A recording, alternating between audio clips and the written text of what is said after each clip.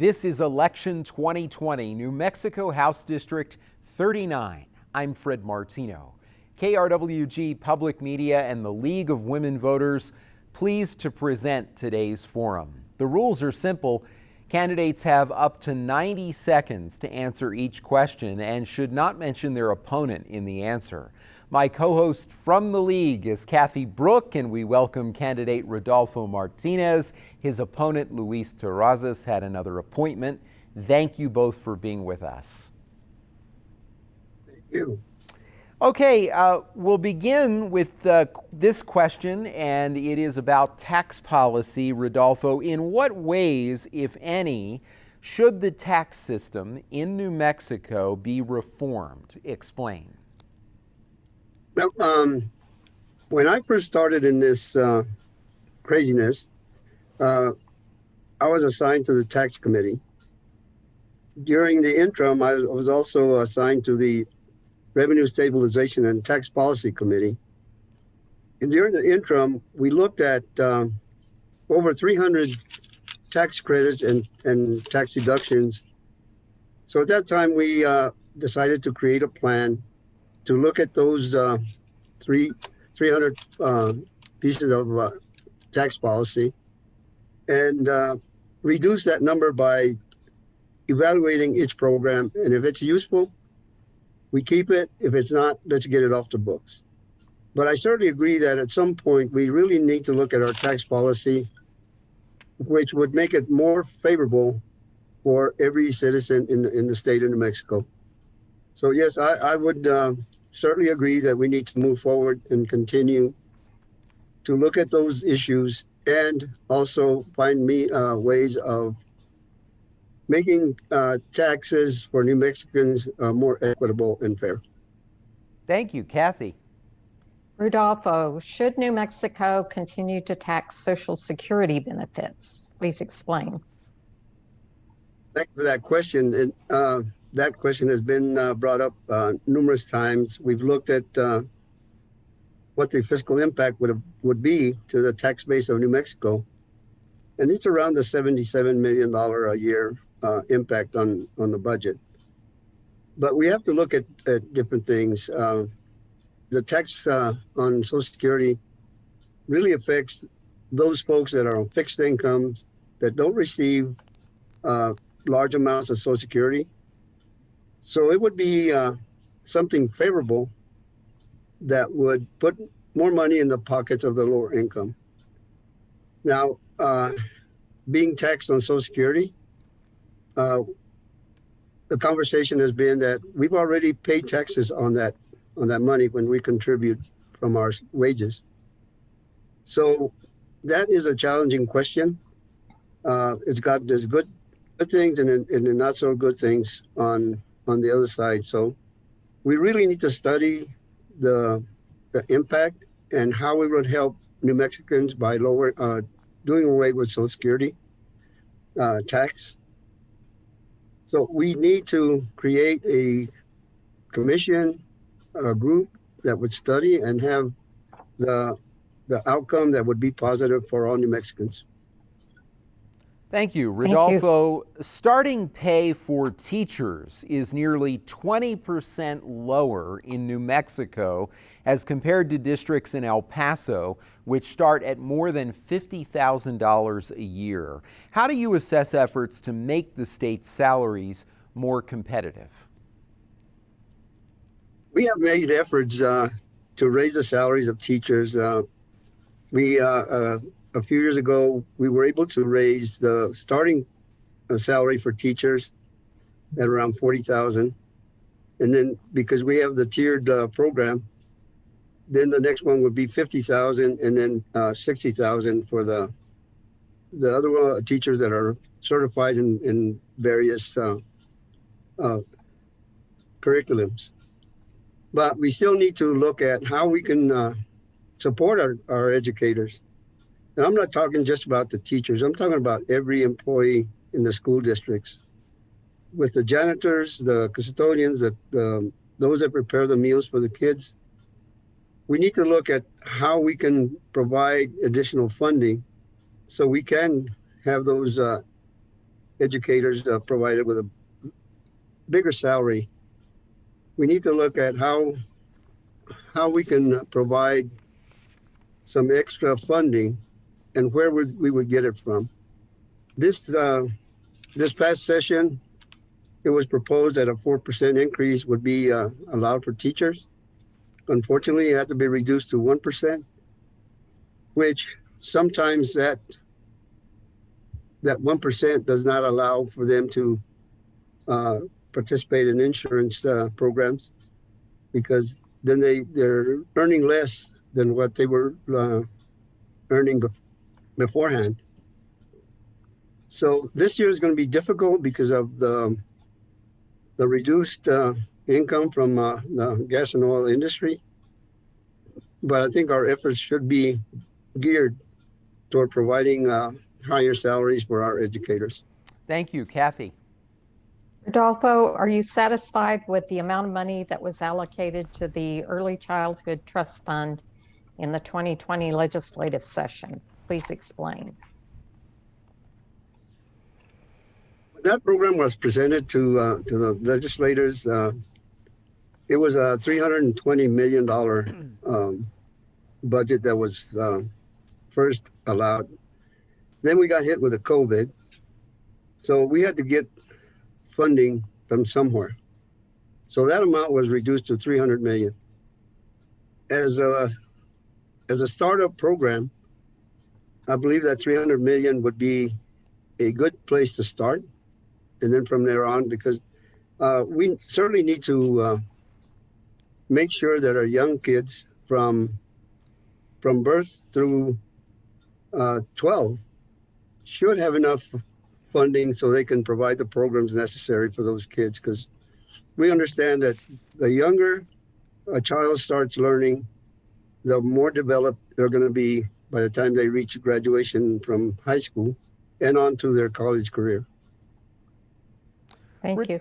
Rodolfo, what actions do you support to improve the accessibility and quality of health care in New Mexico, if any? I support the Health Security Act because that makes the availability for health care for everyone, every New Mexican across the state. We have programs now that provide insurance, but unfortunately, some of the lower income folks may have to choose by entering into an insurance program or paying for their medications. It's kind of this checks and balances thing where these folks will by adopting a Health Security Act it'll be equitable and the premiums will be much, much lower.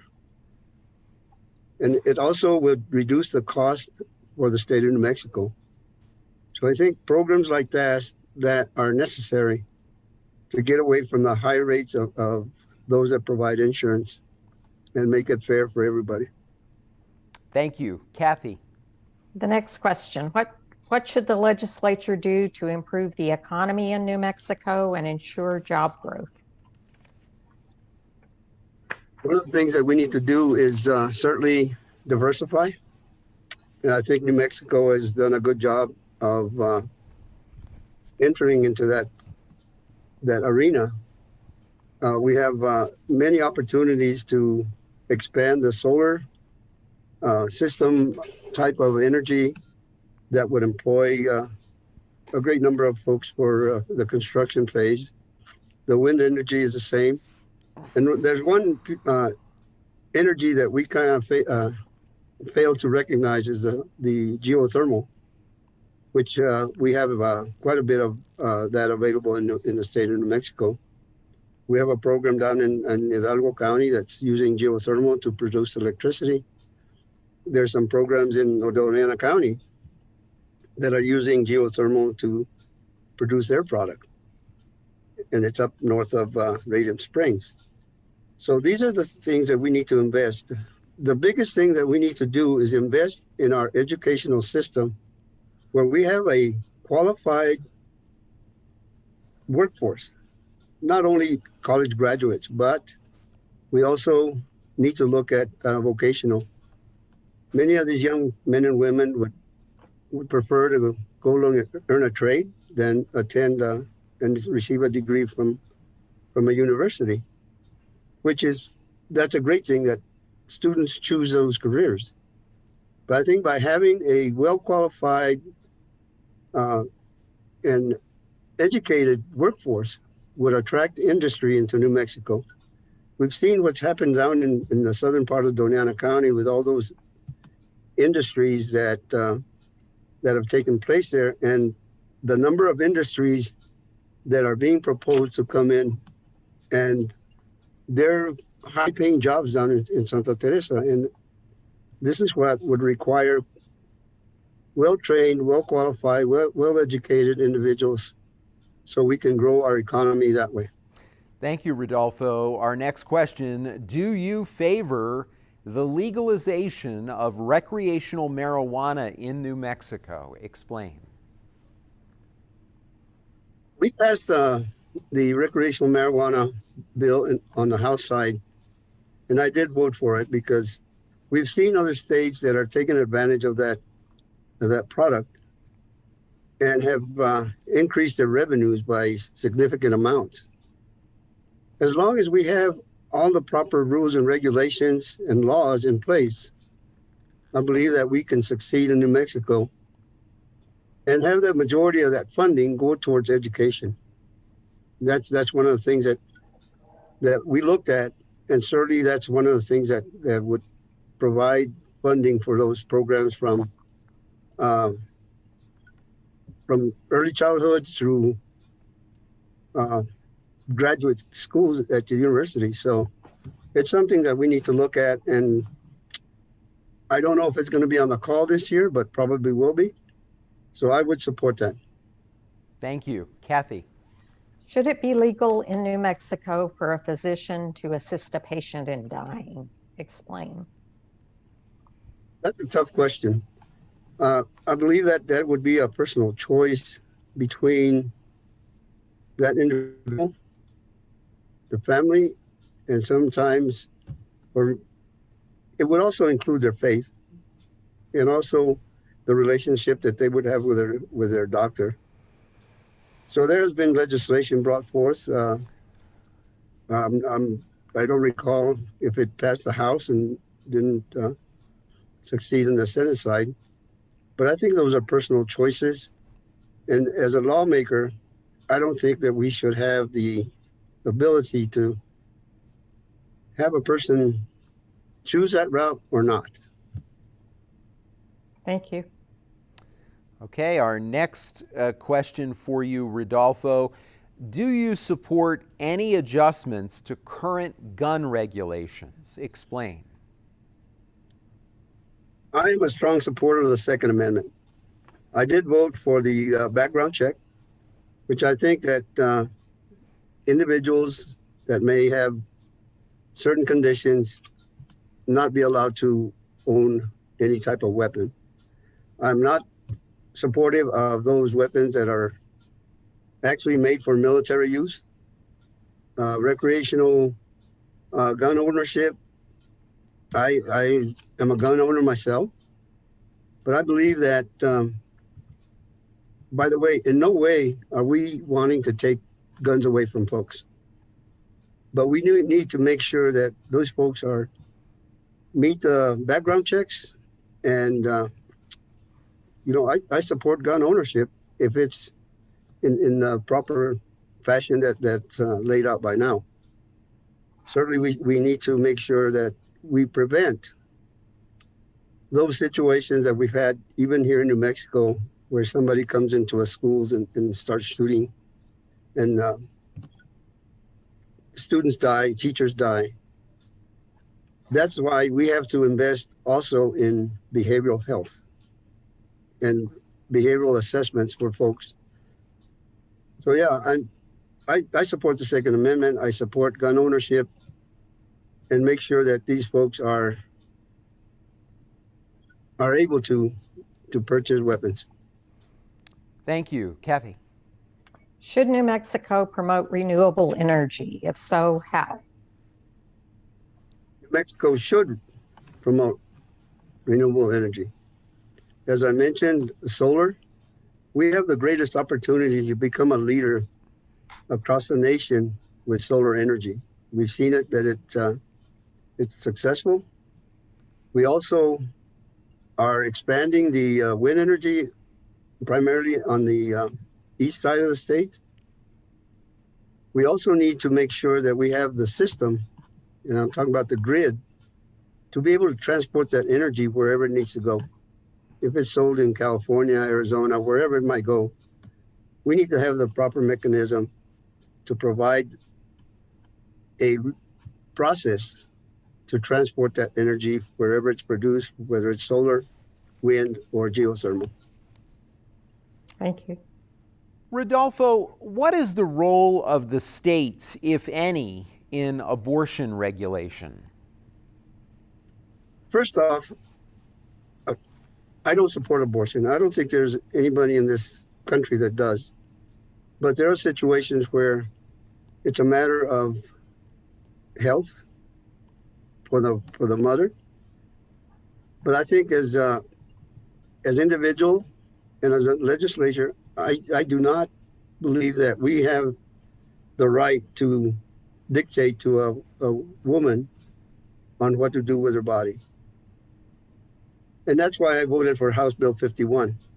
It's more about health care for women and having the choice of what they do. There are situations where a woman may have a stillborn. So is that considered abortion? Those kind of situations. But I think that choice has to be made by the woman, her family, the physician, and her faith. Thank you. Kathy. Rodolpho, do you favor an open primary as a way for independents and declined to state voters to participate in primary elections? Explain. A few years ago, I introduced a bill just for that purpose. Every New Mexican, every American citizen has the right to vote and not be impeded by not being allowed to vote in primaries. So that's my stance. I believe that everyone should have the ability to vote. Thank you. Another election question for you, Rodolpho. What would you change, if anything, about the current campaign finance laws in New Mexico? I think the finance laws should be amended. We have seen large amounts of money coming from out of state. So I think we need to make some certain changes where we limit those amounts that are coming from out of state, or maybe just not make them available. There's there's lots of money that's spent during the campaigns. I mean, huge amounts where that money could be used for more positive things. So we need to really look at what we can do to minimize the amount of what they call dark money, I guess, and make sure that campaigns are run equitably and fairly. Because it seems that nowadays the large amounts of money that a candidate is having to spend to run a campaign is really enormous. Thank you. Kathy. Continuing with elections, should we establish public financing for state elections? Explain. It seems that there's, and I'm sure that Albuquerque is one of the cities that's promoting that. I think that would be something to consider, because again, I say the amount of money that's being spent on elections, whether it's it doesn't matter what side it is, just that it has become a huge burden for campaigns to remain competitive. And if there's some kind of measure that would have a fair playing field for everybody, I believe that's what needs to happen. Thank you. Rodolfo, what actions would you support to create more stable revenue streams for state government? As I've mentioned, we've seen the downturn in the gas and oil, and it seems to be a roller coaster. We see the good days, we see the bad days. And unfortunately, I've been in office long enough where I've seen the recessions hit and the price of oil goes down, and the budgets are, we have to scramble and scrape to meet our constitutional requirement of balancing the budget with having to cut programs from different agencies. But I think if we continue to support the oil industry, continue to support the mining industry, continue supporting the alternative energy process, and also looking at legalizing recreational marijuana to bolster our revenues, but also make some kind of progress towards having a fairly reasonably standard revenue stream for the state. Thank you. Kathy. Rodolfo, explain whether you do or do not support an amendment to the state constitution to compensate legislators for their service beyond the per diem amounts they now receive. I would have to really look at it.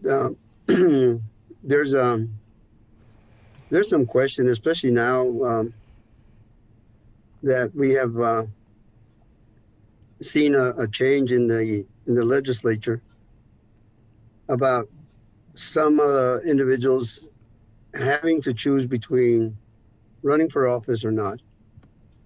There's been some efforts made. The 2 years that I was gone, there was a bill introduced and it failed. What is the right amount that would be provided as compensation for a legislator? I believe that time was around $45,000 a year. So I would certainly have a hard look at the legislation and see what would be presented. And I might support that idea, because it does have an impact, especially those that still hold a full-time job, and those that, as myself, retired and not depend on a full-time job, and also trying to do your job as a legislator. Thank you. Rodolfo, would you support the establishment of a state bank in New Mexico? Explain. I would support a state bank, because a state bank would have better options for folks to excuse me, to have access by many folks that may not be able to do it now. And it would create a system where folks would be more apt to save for their retirement or save for future expenses. And I think that state banking idea is a good one. Thank you. Kathy. Rodolfo, what alternate sources of funding can you envision to supplement gas tax revenues? One of the things that we've seen is the increasing number of automobiles that use electricity or other methods of travel. That's one question that has been looked at here the last couple of years. We that drive a automobile that uses gasoline, we pay the tax that goes towards making our roads safe. But how do we tax those automobiles that use alternative energy, or a combination of, that use less gasoline So there has to be some kind of mechanism, and certainly looking at other states, that's what they're doing with that type of automobile. Because as we see, less cars being on the road that use strictly gasoline, and the amount of gasoline that's being consumed is slowly deteriorating, and so is the tax for the maintenance of our roads. So we need to come up with some kind of formula where those automobiles would pay their fair share. Rodolpho Martinez, he is running in New Mexico House District 39. Rodolpho, thank you so much for joining us, and the League thanks you as well. League of Women Voters of Southern New Mexico, we really appreciate it. Well, thank both of you.